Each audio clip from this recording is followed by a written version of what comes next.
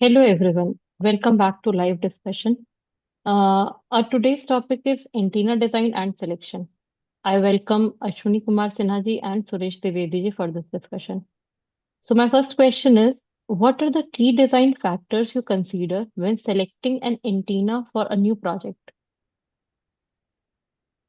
Yeah, so while selecting any kind of antenna for your project or designing any kind of IoT devices, so depending on the situation and the design factor, form factor, and the environmental condition, all these things you need to consider, and based on all these scenarios, you have to select the antenna and you have to change the antenna accordingly.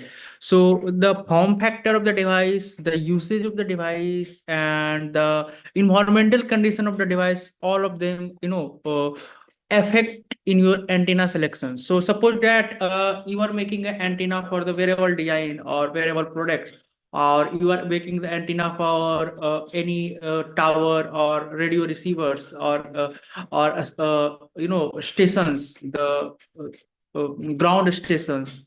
Then you need a certain kind of antenna. If you are using the antenna for where the environmental condition is very vibration, so then you have to need a certain kind of antenna. So one of the factor is what I said is the shape and kind of antenna that you want to use, and the mounting and placement. So mounting and placement is one of the important factor. So for most of the wearable device or small electronics design, most of them use the either the inbuilt PCB antenna, or so there are different kind of antenna. Let me tell you, there are different scenarios, different types of antenna out there based on the mounting factors. So based on the mounting factors, one is the PCB antenna, like this you can see here in the camera. This is the PCB antenna, you can see. So the antenna is already integrated here in the top of the PCB. Then another one is the undersport point, and it has a UFL antenna connector. So there is another antenna that is the UFL antenna connector, that is external antenna connector. So if you want to extend the range of this device, then you can connect the antenna using this UFL connector. So this is externally. So what happened if I use this kind of antenna? This antenna got independent from the design of this whole device, and it can independently place anywhere. And so there are few antenna are like SMD antenna, like this is the SMD antenna. Okay, so this gets soldered in the main chip itself. This is the SMD antenna. And then we have the antenna like this kind of a spherical, or spring antenna. You can say it spring antenna. Or there are few antenna like these on the PCB antenna. There are few more antenna that is in cell antenna, like in the smartwatch, Apple smartwatches, or Apple earbuds. These kind of earbuds has in cell antenna. In cell antenna. Okay, so what happened in this in cell antenna? The case, the case, this case that you see here, this case that you see, the outer body itself, antenna is embedded inside that body. So it's not, neither on the PCB, neither on the outside. The antenna is embedded inside the case itself, inside the plastic casing itself. So there are different kind of antennas. So based on the mounting factors, you can select different antenna. Like if you are designing a device for like earbud or wearable electronics device, then you can select this kind of in case antenna, where the antenna get embedded inside the case itself, or you can either use this kind of as this kind of the PCB antenna itself. But when you use the wearable device design, or when your device size need to be small, then PCB antenna, when you use the TPCB antenna, then you might not have much space for the rest of the PCB component and parts. So you have to choose the antenna according to that. And second thing is that yeah, a second thing second thing is the environmental conditions. So suppose that I am going to deploy certain kind of IoT device or radio devices that where the vibration is very high. So if I use this kind of antenna, this spring kind of antenna, so due to the vibration, as it is spring, it start resonating with the vibrations from the environmental factors. So you affect the signal generating, or it creates the noise in that signal. And with the large vibration, when it resonates, it start resonating with the vibration from the environmental, and it get increased to the certain level, then it might got disconnected or disordered from the where it is attached. So obviously you can't use this kind of antennas, this vibration environment. So the environmental condition also important, and then the temperature, humidity, vibration, all these environmental conditions also make impact on the overall design and the selection of antenna that you want to use. So in such case of environmental factor where the vibration is very high, it's better to use the PCB antenna like this, inbuilt PCB antenna, or you can use the UFL antenna connector like this. And then the second, then the another factor is the size and the form factor. So there are suppose that you want to make a very small kind of device, then obviously PCB antenna you can't use, like I've already told you. It's better to use the smaller SMD antenna. There are few antenna came in the very small tiny size, and they are SMD that can inbuilt that can be soldered on the PCB itself, or you can use this kind of external antenna connector, UFL antenna connector that get connected with the UFL, and then you can place it anywhere outside the device or outside the casing. And it also extend the range as well. And then the radiation pattern. So what kind of radiation pattern you need in your design? So suppose that there are various radiation pattern in the antenna, like there are few are omnidirectional antenna. So what the omnidirectional antenna, they emits the waves in the particular direction, not they not radiate out the waves in all direction, not in the surrounding. They radiate in the particular one direction in their omnidirectional antenna. Or you can also say directional antenna. And there are few antenna that 360-degree radiation. They radiate the whole signal in all directions. So it based on the whether you need to transmit the signal in particular direction, you can use the directional antenna. Or if you want to radiate the signal in overall outside environment, then you can use that kind of antenna. And secondly, the frequency range. What are the frequency range of frequency and bandwidth that we are going to use? Like 2.4 gigahertz for generally used for the Wi-Fi, or 900 megahertz, or for the LPWAN or LoRaWAN, and simple to that thing. So based on the frequency range, and then the radiation factor, and then another thing is the polarizations, how the antenna signals are being polarized, the linear, circular, elliptical, and how the transmitter and receiver need to be designed accordingly with that polarization state. Then the state and form factor that I've told you, that whether you need a smaller wearable device or the larger device, or portable device. And based on that, it depends on that as well. And then the range, how much range you need. So suppose that I want a very high range, I want to extend the range.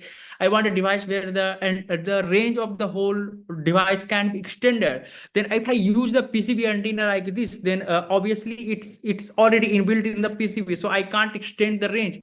Whatever the range that is being provided by already inbuilt in the PCB, that range can be that range got fixed in that PCB.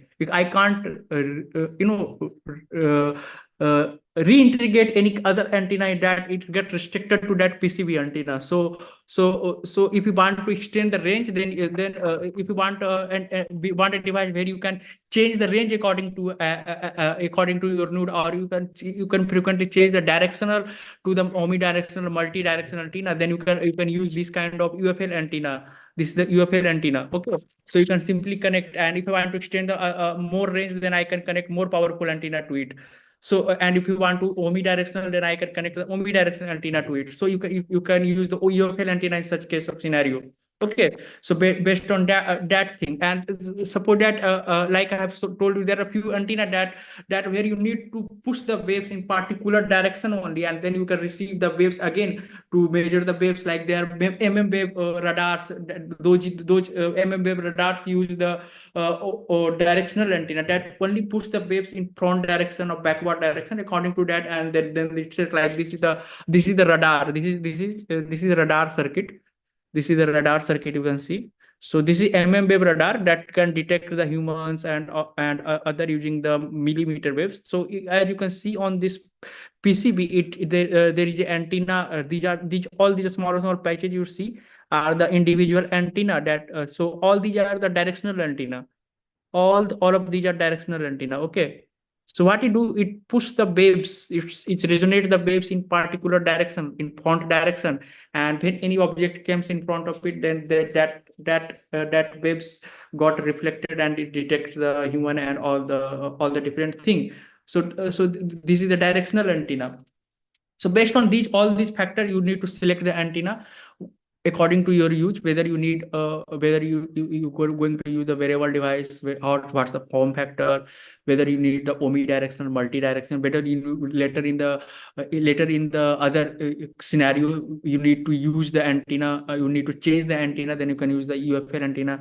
And based on all those factors, you can use, and then and as there is the antenna, there might be it radiating out the wave, so it might create some problem with the inbuilt circuitry. It creates the static charge or EMI form factor. Then in such case of scenario, you can use these kind of UFL antenna, where what happened. So in this kind of antenna, the antenna, the part that is going to emit the signal, the antenna can be taken out from the body. Okay, so it can be separated, it can be totally sealed from the outward signal, and this can be planted outside the case, or outside anywhere. So in the such case scenario, it's better to use the UFL antenna, like in the phone or in the earphone, or in the laptop. All of them are used, most of them use this kind of UFL antenna, where antenna whole PCB is in your bottom side, and that antenna goes from your laptop to the towards your screen, and behind your camera. Most of the current laptop that we have, most of the laptop behind the camera, you have the antenna. So antenna is not actually your laptop Wi-Fi antenna is not actually on the keyboard or in the bottom side. It's on the top side of behind the camera, so that it didn't create interference or do any kind of static charge inside the current motherboard, and it also able to emit the signal direct in the 360-degree direction. So it's based on the scenario, and the different use cases. You need to select the antenna. You have to take everything into consideration: your use cases, the environmental condition, the size of the device, the need, and all those things. Okay, so how do you ensure the antenna is matched with transmitter or receiver for optimal performance?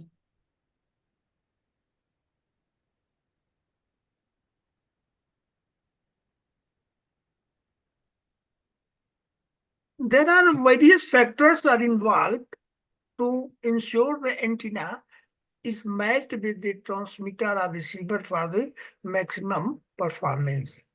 The main factors are the impedance matching. Use a network analyzer or SWR, standing wave ratio meter, to verify that the antenna impedance matches the transmitter receiver impedance. Typically 50 ohm for the most systems are used. If there are a mismatch, incorporate an impedance matching network, for example, balloon, matching coil, or the capacitors.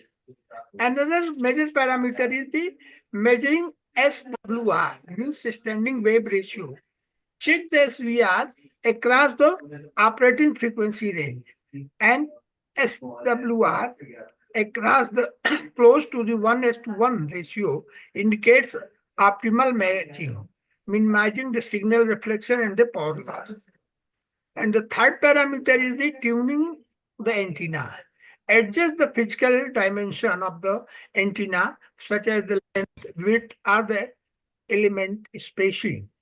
If it is tunable to achieve the maximum performance or resonance at the desired frequency.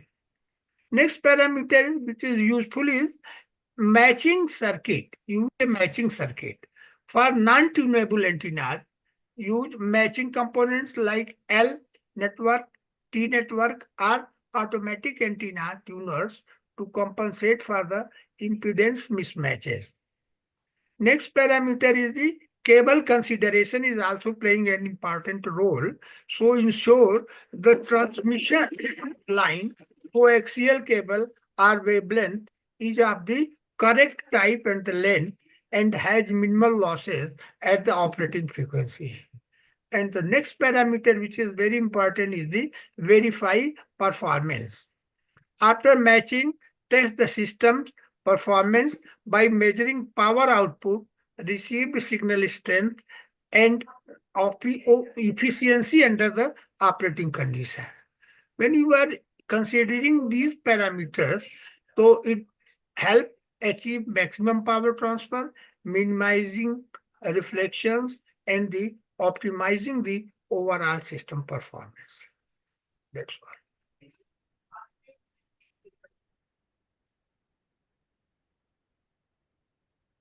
Okay. So, can you explain the trade-off between antenna size and efficiency in practical design scenario?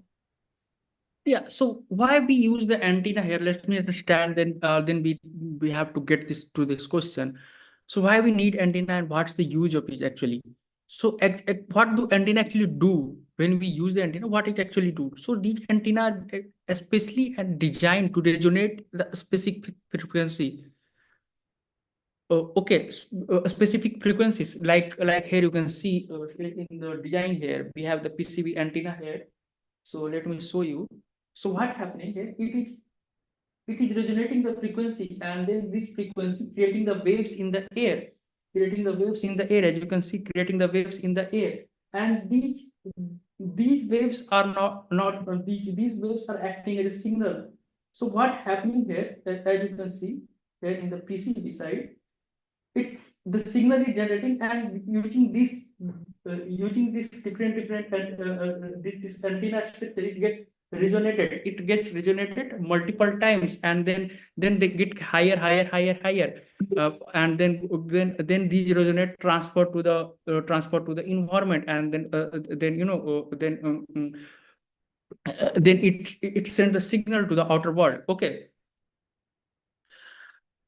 So this is the role of the antenna. So if you want to make a optimum frequency, optimal efficient antenna, then there is a formula that is the lambda by 2 for the dipole antenna and lambda by 4 for the monopole antenna. So if your antenna satisfied this according to this formula, your antenna will be performing at the maximum efficiency. Okay, that is the lambda by 2 and the lambda by 4 for the monopole antenna, and lambda by 2 is for the dipole antenna. So if you decrease the size of the antenna, like if I am using this kind of earbuds or this kind of small GPS devices, this kind of small GPS devices, or this kind of wearable device design. So if I reduce the size, if we also reduce the size of the device, then what happened? It struggled to radiate the electromagnetic waves because with the size got also reduced, and with the reduction of size, its overall overall efficiency also got decreased. Okay. And second thing is the power consumption. So if we increase the size, then it become more power hungry as well. So have to balance between both things as well. And when you narrow the whole antenna design, it will make it more a smaller antenna. The bandwidth also got lower. The frequency range also become little bit becoming narrower. So that is another challenge. So you have to take all these things in the consideration while designing the antenna. So suppose that if you want to design the full size quarter wave monopole antenna, then optimum length, how you can calculate the optimum length, that is the lambda by 4. Lambda by 4, like suppose that if you are going to use the Wi-Fi antenna like 2.4 gigahertz Wi-Fi antenna, then what should be the length, minimum length? That is lambda by 4. That is 31.25 mm. That is the minimum length that you must have in the antenna to work it as a very optimum frequency, optimum efficiency. And then second is the PCB trace antenna, like this kind of PCB trace antenna. This kind of PCB trace antenna. So the antenna is traced on the PCB edge itself, like you can see. Okay, so while if you make this kind of PCB antenna by placing this kind of PCB antenna, so as you can see, the whole antenna is towards outer side, towards away from the whole PCB component. It's not in the middle of thing, because when you use this kind of PCB antenna, and if I put this antenna in the middle of the PCB, then the signal being that is being emitted by the antenna will get disrupted by the components around it, and they also gets the electrostatically charged, and they also affect the component as well. So in such case of scenario, you have to put this kind of antenna away from that. And this, if you use the PCB trace antenna, then you have to also see that whether it is fitting around your design or not, and it has proper length of that to resonate the frequency, and it has to, for working in the optimum frequency, working in the optimum range, it must follow this. It is obeying this rule that lambda by 2 for the dipole antenna, lambda by 4 for the monopole antenna. So that's these are the things that we need to, and these are trade-offs that you have to be considered. Okay, okay. So, how do you approach antenna design for multi-band or wideband applications? Actually, designing antenna for the multi-band or the wideband application requires careful consideration of the multiple factors to ensure efficient performance across the desired frequency range. For example, first considering point is the define application requirement. It is very important.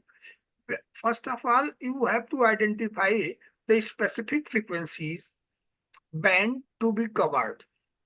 Another parameter is the determine the required bandwidth, gain, radiation pattern, and the polarization. Next parameter is select a suitable antenna type. Type is playing also a very important role.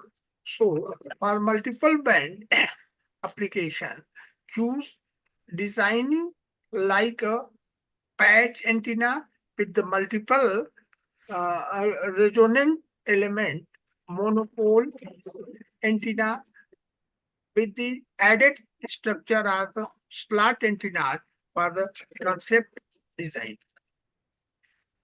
And for wideband, consider antenna like log periodic dipole arrays, LPDAs, spiral antenna, or Weibull antennas, which inherently cover band frequency ranges. Next parameter, which is very useful for designing antenna, is the optical geometry. Use a factual or multi-resonant structure to accommodate the multiple bands. For wideband design, ensure a smooth impedance transition across the frequencies using the tapered structure or the gradually varying dimensions. Next parameter which we have to consider is the impedance matching. It is also very important, and in this we have to incorporate wideband impedance matching network or multiple band network tailored to a specific band, and use technique like reactive tuning or additional components to minimize the reflection over the operating range. Another parameter which we have to consider is the material and substance selection is also playing an important role. So you have to choose low loss matching material with stable dielectric properties across the frequency range to minimize the performance degradation. Next parameter, simulation and the analysis is. So use electromagnetic simulation tool like HFSS, CST to model the antenna, evaluate its performance, and refine its design. Simulate parameters such as return loss, gain, efficiency, and the radiation purposes. Next parameter which we have to consider during design is the prototype and testing. So build a prototype and verify the performance through the measurements such as the VSWR, gain, and bandwidth using network analyzer and the alcoholic chambers. Next parameter is to incorporate compact design, which is also very important. So use a technique like folding, modeling, or embedded to fit the antenna into the space constrained design while maintaining its performance. So we can briefly say that the systematically addressing these steps, you can design antenna capable of operating efficiently across the multiple or wide range frequencies. That's all. Okay, so how do you optimize the antenna for minimal loss in terms of impedance matching? Yeah, so while designing the antenna and you need to optimize the antenna for the minimum loss for the impedance matching, you can use the different kind of the simulation tools that helps you design and analysis of those or kind of this kind of impedance mismatching and this kind of losses in the antenna. So few of the design tools that I am telling you is one is the yeah. So one is the CST Studio Suite. This is by the Dassault system. So using this, you can simulate the 3D electromagnetic simulation of the antenna. You can do the analysis of antenna and PCB RF structures, and there are lots of built-in tools on that using which you can simulate the overall design and where are the losses in the antenna, and then you can optimize the design accordingly. So better to use the simulation before actually being go for the production or for the real life design deployment. You better to simulate everything and simulate the different kind of different kind of losses on in your design. So one simulation tool is CST, that is Studio Suite, that is about the Dassault system. And second one is the ANSYS, that is the high frequency structure simulator. So here you can simulate the full wave electromagnetic wave and can do the 3D. You can simulate the 3D models and you can see the the whole simulation in the 3D structures, where are the area where it is, on how it is interacting with the environment and how it is transferring the waves and where are the what are the loss in that whole design. And there is another is called LTR FECO that also give you the that is actually being that actually being designed for the electromagnetic simulation and focused on antenna with the design and the placement where you need to place the antenna. Like if you want to design this kind of PCB antenna or this kind of radar based antenna or bidirectional antenna, then where you need to place the antenna on to design to to optimize the overall loss and to get the maximum out of the antenna, get the maximum. You can check in the simulation how the waves are being spread out on the PCB and how it being transferred and where are the losses. You can see in those simulation, and you can avoid those losses. You can put the PCB antenna or this kind of antenna in the design with where you get the maximum output from that. And then another is the Keysight path wave, that is EM Pro. That is also the full 3D magnetic simulation integrated by the Keysight tool chains, and it is also excellent for the RF integration and PCB antenna design. It is also one of the good tools for the simulation tool for the PCB antenna design. And then second is XFDTD by Remcom. So this is another simulation tool, and this is specifically designed for these kind of radars and this kind of mmWave antenna, where you need to design the mmWave radar. So the antenna that we are currently seeing is the of mmWave radar, and this is the mmWave antenna. You can see the difference between the mmWave antenna and the PCB normal PCB Wi-Fi antenna. So here the PCB Wi-Fi antenna, you can see the few lines out there, and then it resonate and emit the frequency in the environment. But here in this mmWave radar, you can see the series of metals out there, the series of metal connected out there like this. So these are the mmWave radar antenna, and these mmWave radar antenna mostly are the PCB antenna. So they have to be integrated inside the PCB itself to do those. So for this kind of design, you can use the mmWave radar antenna, where you are using the mmWave signals. mmWave stands for the millimeter wave. So these millimeter waves, you are generating a millimeter waves signal. We are emitting out the millimeter wave signal from the PCB or to the environment. Then for this kind of design, XFDTD Vibramcom, you can use that. And there is another simulation tool, that is the Sim4 Life by the Zurich Medtech. They are used for the multiple of simulation, and they're basically focused on bioelectromagnetic system or SAR analysis based system, and also for the variable one. And there is another this is now this is the free tool, that one I'm telling you, that is EZNEC. This is the free tool that you can use for the design and design and simulation. This can give the simulation for the 2D and 3D, both of the thing. And they are actually focused for the simple radio or simple basics radio based antenna design. This also be applied for the monopole, dipole, or basic directional antenna. And then the another one is the MMANAGAL. This is the name of the thing for the simulation tool. I don't know how to pronounce it. Its name is a little bit weird. Yeah, sorry for that. Yeah, yeah. So it is also another simulation tools where you can do the 3D modeling and analysis of the antenna, and you can find out the faults and the losses in the antenna design. And then another one is Open EMS. So this is the Open EMS. By the name, you can sense that it is open source. Yes, it is open source, and it is another free tool, simulation tool, that you can use for the free.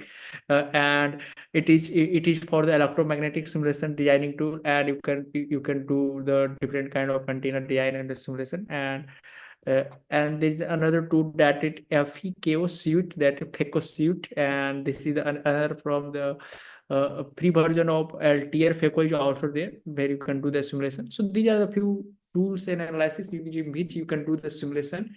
And before doing into the particular production, you can simulate the whole things, and you can find out the losses that in the antenna. You can optimize your design for the maximum efficiency. Okay, so what are the main factors you would consider when selecting an antenna for a mobile device, and how would you address the challenges posed by the device miniaturization? Yeah, so if you are if you're designing the mobile device that is as by the name say mobile, it is portable. It should be it can be used for the portable things. You can carry with yourself. You can carry with yourself. So these they are the mobile design. So one of the few factors is if you're making any kind of mobile device, like you're making any kind of portable device. So if it is portable, then it need to be small. So as soon as you start making a smaller device, you got two challenges. As soon as you start thinking about the miniaturization of the whole electronics, two challenges. One is the PCB, one is the space. Because yeah, space is obvious, because if you have to make it small, you have to make it portable, small size. Like suppose that I am going to make a variable sensor transmitter like this one, using the Indus board or this kind of devices. This kind of transmit the signals. These are small devices. So then Obviously it need to be small so that I can use, I can wear it, I can attach it. Okay. So if you go for the wearable design, you have the very small size and very limited PCB space. So if I use the PCB antenna in such case of scenario, if I use the PCB antenna, then for the PCB, I have very limited space to design the antenna of the PCB to integrate the antenna on this kind of devices. So I have two choices. Either I need to, so like this, I have designed, I and my team has designed this board. So I have two choices. Okay. Either I can compromise, get the users compromise with the signal strength by, because I don't have the much or compromise the compromise with the functionality. So because I have very limited space, I have very small space, and I have to integrate the electronic components. And if I want to put the antenna on the same space as well, then it is very challenging for me to do stuff. Because if I put the larger antenna, if I put the larger PCB antenna on it for the greater range, then I have to compromise with the function by eliminating some of this electronic component.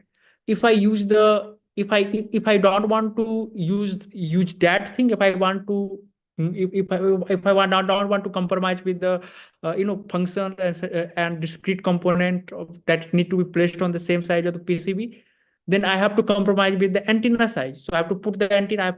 I have to place the antenna in very smaller space of the PCB to work. Then if I compromise with the antenna size, then obviously, as I've told you, that the according to formula lambda by 2 or lambda by 4, I have to make the antenna size according to that. Then it didn't follow that rule. Antenna become more smaller than that lambda by 2 or lambda by 4. It became even a smaller.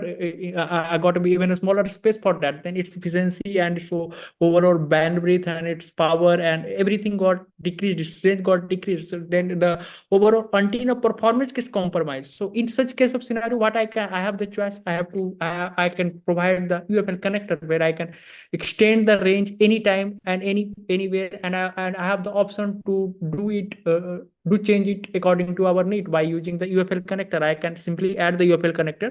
So without even adding the antenna, it can work. And if I want to extend the range, I can add this kind of UFL connector to that and then use it.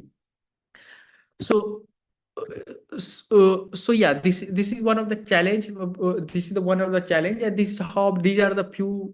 This is one of the one of the jugaad, you can say. You can use the UFL antenna connector or some kind of attachable, detachable, or there are few stretchable and stretchable and also flexible antenna. There are flex antenna. So like you see, this is the sturdy PCB antenna. It can't flex, but same kind of you can find in the flexible antenna. So where you can attach and it can bend it out. So you can attach and stick it somewhere. Like in the laptop, you have the flexible antenna. If you open the laptop, you will find a flexible antenna with that same kind of UFL antenna connector. Okay. So that is another thing that you can do. And yeah, using this kind of jugaad and this kind of you can these are the challenges that you face, and this is the jugaad that you can do in your design to make it efficient and make it even without compromising the overall performance of the antenna and as well as design as well. Okay, so how do you approach the antenna selection process for an automotive communication?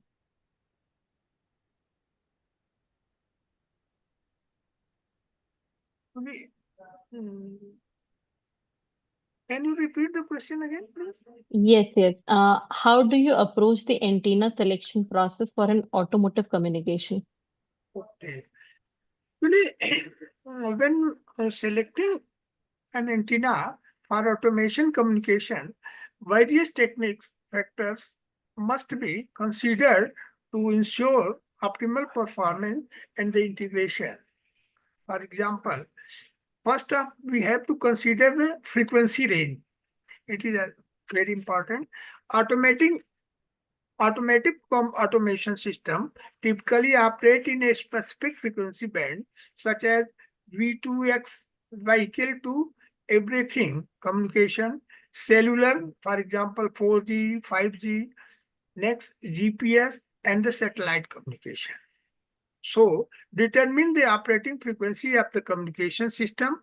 For example, 2.4 gigahertz for Wi-Fi, 5.9 gigahertz for the V2X, and 1.5 gigahertz for the GPS. To choose an antenna that matches the frequency range with the minimal losses and the interference. And another approach is the antenna type. Very important role. Different type of antenna serve various communication purposes. The selection will depend on whether directional radiation is needed, based on the direction or the radiation is needed. First, when consider the omnidirectional antenna, to often used for the general communication, including cellular and V2X, as they provide broad coverage and are less sensitive to orientation changes. Another is the directional antenna, typically used for point-to-point communication or when high gain is necessary, such as an satellite or the long-range communication, so we use the directional antenna. Another parameter which we have to approach is the size and the placement. Space within a vehicle is limited. So, selecting a compact antenna that does not interfere with the vehicle's design is the crucial. So, we have to consider the placement options. Roof mounted are integrated into the windows or inside the vehicle. So, the location should maximize signal recognition while minimizing the interference from the part to part. So, the next parameter is the which we have to approach is bandwidth and the gain. We have to ensure the antenna provides the required bandwidth to support the system's communication demands without causing excessive interference. And gain is also important, so higher gain can improve the signal strength and the range, but it may be reduce the coverage area. Select gain based on the whether long range communication or greater coverage is needed. Next parameter is the durability and the environmental condition. Actually, automotive antenna need to withstand harsh conditions such as the vibration, temperature, extremes, and the exposure to moisture, dust, and the UV radiations, which normally comes through the light. So we have to choose the antenna rated for the automotive standards. For example, IP rating for weather resistor, shock resistance, and look out for the material like corrosive resistant materials and durable plastic that can handle long-term exposure to the elements. Next approaching parameter is the compatibility with the other system. Modern vehicle often integrated multiple communication systems, for example, navigation, telematics, entertainment, emergency services, etc. So it is very important to select an antenna that can handle multiple frequencies or the supports with the multi-band frequencies. So we have to consider whether a single antenna can serve multiple purposes or if multiple antennas will be needed for the different system. Another approaching parameter is cost and integration. Evaluate the overall cost of the antenna which you have designed, including installation and the maintenance. And the antenna should be easy to integrate into the vehicle's design without adding too much complexity to the vehicle, electrical as well as the communication systems. Next approach is the regulatory compliances. Ensure the antenna meets local regulatory system. For example, FCC in USA, CE in European, to prevent issues with the signal interference and the ensures safety. These are the few approach we have to consider. Okay, so for an IoT device with size and power limitations, how would you choose an antenna type? Yeah, so for the IoT devices, generally the communication system, the radio communication system we generally used are either Wi-Fi, Bluetooth, BLE, or LoRaWAN, or cellular-based IoT like the 4G, 5G, LTE, in these kind of band. And most of these communication, these radio technologies generally work on these port 3 megahertz, 868 megahertz, 950 megahertz, or sub gigahertz. For the Wi-Fi and Bluetooth, it is 2.4 gigahertz, and then now we have the 5 gigahertz as well for like Wi-Fi 5G, what we say. So these are the bandwidth and patterns. So based, if we use the IoT device, if you are going to use the IoT device, so in the IoT device, you generally use these Wi-Fi, BLE, Bluetooth. Wi-Fi, BLE is the common, and then we have the cellular IoT, and in some cases we also use the LP band, or you can do the LoRaWAN. Okay, so these communication peripheral we used, these radio technology that we used in the IoT devices. So if suppose if you are using the Bluetooth-based system, then the radiation pattern for the BLE and these LPWAN are the omnidirectional or can be the directional. It depends on the huge cases, and you have the size concentrations. So if you're making the IoT devices, then its size is generally smaller, and you have to it also, as it's the IoT devices, most of them are the battery powered, so power is also the another limitations.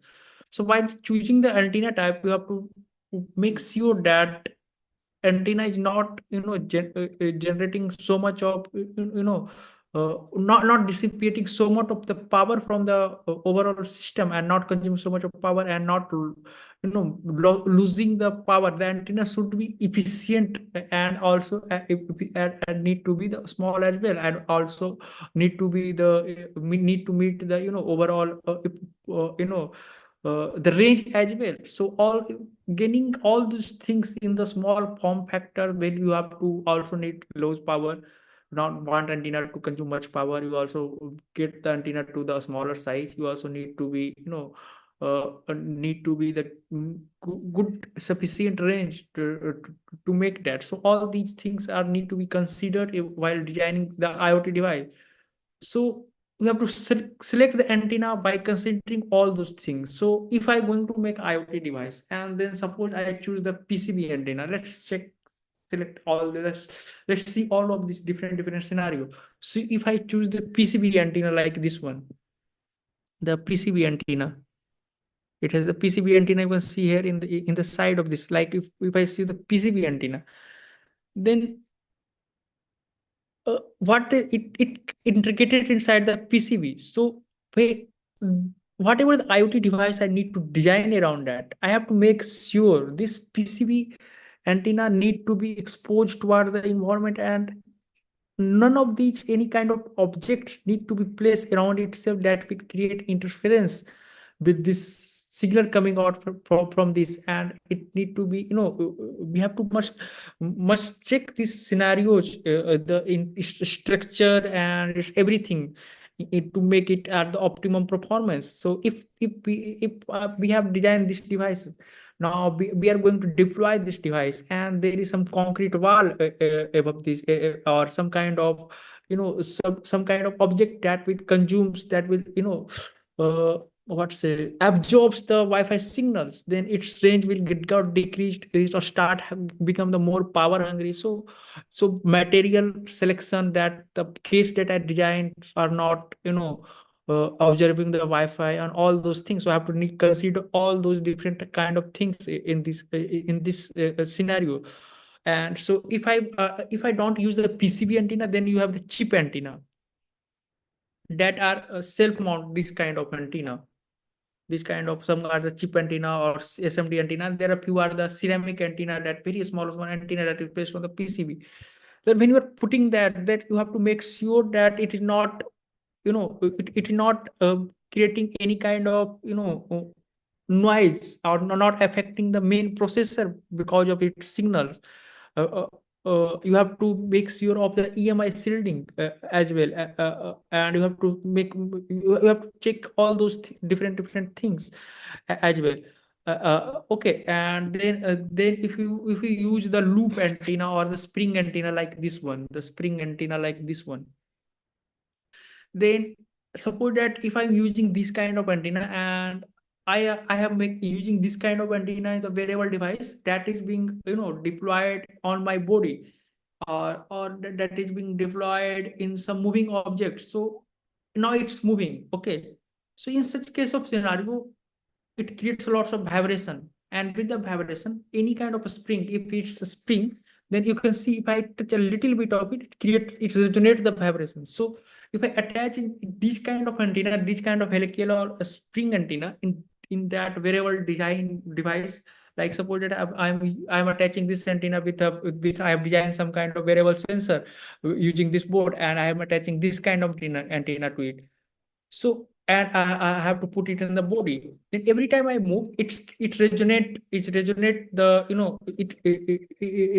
with the vibrations and this spring, and creates uh, uh, it's affect the efficiency of overall things. So I have to take care of that thing as well. So we have to, and while designing any kind of this IoT device, suppose that I have designing the IoT device that again for the wearable, for the body, or somewhere somewhere for the station product region, like I am going to design a device for the AQI, air quality monitoring, that need to be deployed around the road where there are lots of traffic, lots of human beings are there.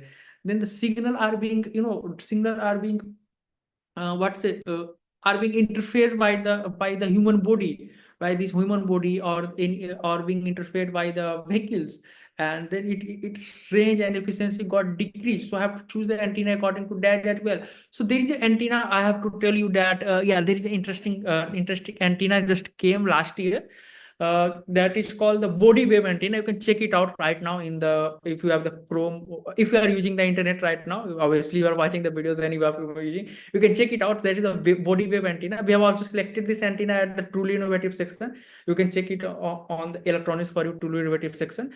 So this is a body wave antenna. So what this antenna is specially designed, that its waves the signal coming out from that antenna will not be interfered by the body, but your body itself become a propagator, a signal propagator. So your body itself become a conductor and propagate the signal. It conducts the signal coming out body. So if I using this kind of wearable device and it has antenna, so if I use this, then my body, the signal coming out from that, the signal that is emitting, some of the signal are being obstacled by my body, and it's the crowded place.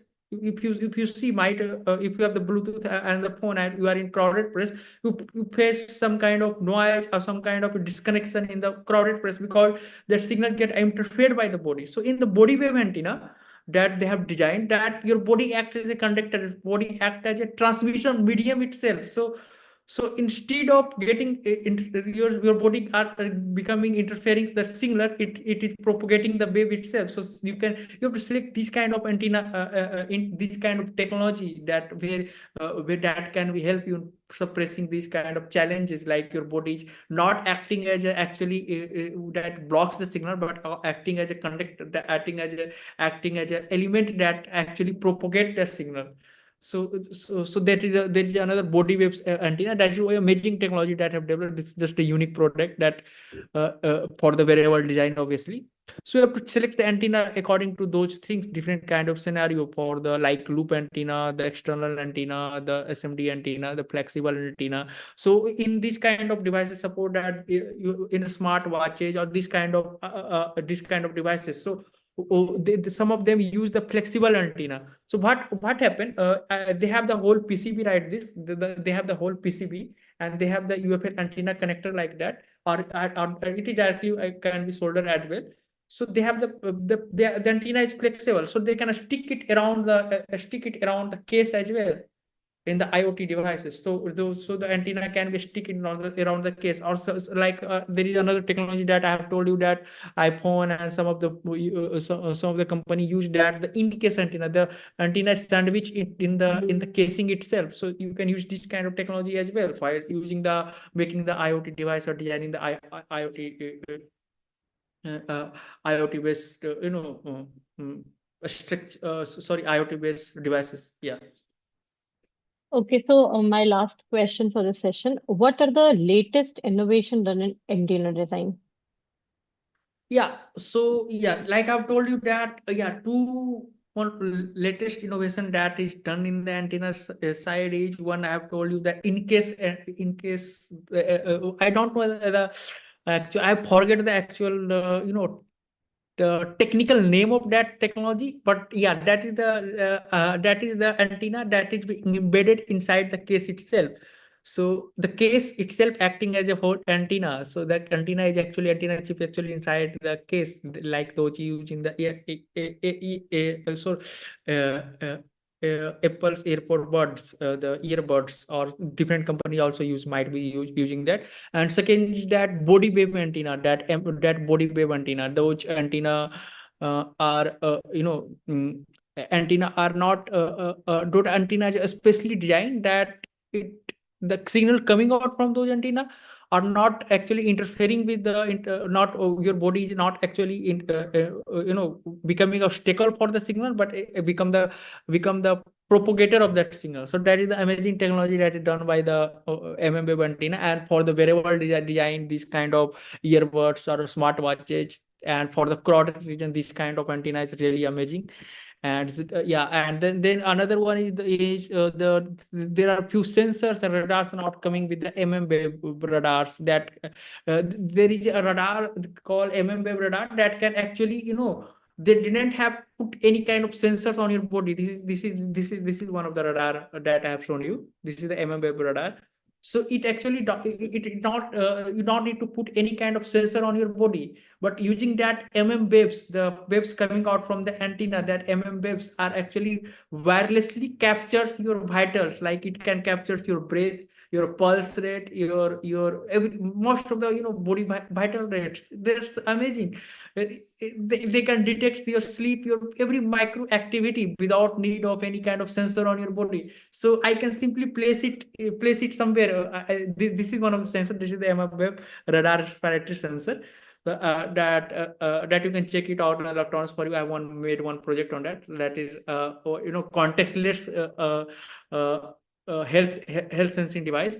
So you can simply put this device somewhere in the room, and it can sense your pulse rate. You can sense your breath, whether how much breath count. It can sense all those by the wave. The waves coming out of the antenna contactless. There is no sensor need to be attached in the body. So if I want to measure some person sitting in front of me, what's the pulse rate of that person, I don't need to put the sensor on that body. I can simply press this radar, and this radar can tell me that this is the pulse rate of you. So how much this technology has developed that we are not making the based web and based antenna, and we are making the based radar that can detect the human activity, that can detect the human vitals, the breath rate, and the pulse rate. This even it's my body, when I can't detect the pulse rate until I just touch the pulse here.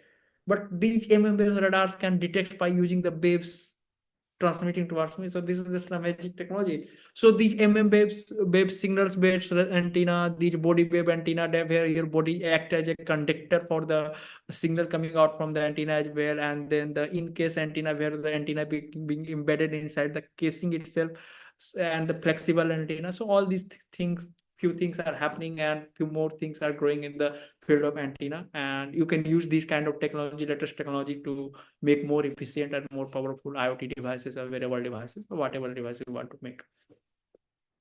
Okay, okay, Ashwini ji. And Suresh sir, do you have anything to add on?